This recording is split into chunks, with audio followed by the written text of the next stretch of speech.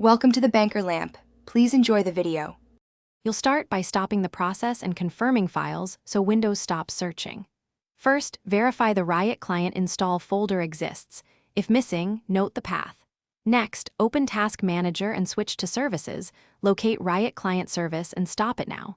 Once stopped, set its startup type to manual or disabled in Services. MSC so Windows won't auto-search repeatedly. Make sure you run Services as administrator, otherwise Windows won't allow changes. This prevents immediate repeated search while you diagnose the cause. Once the service is halted, clean startup and registry references that cause Windows to search.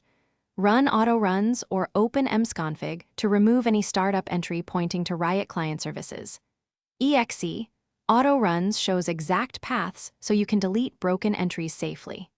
Next, review Task Scheduler for Riot-related tasks and disable those with missing executable paths. Then open Regedit and inspect run keys in both HKLM and HKCU.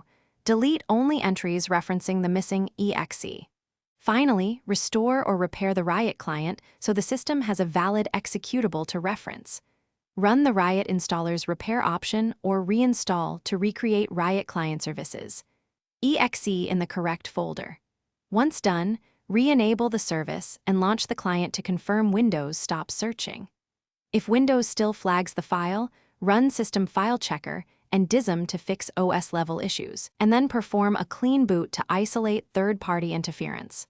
If nothing works, check Event Viewer for specific errors and use that detail to adjust the fix.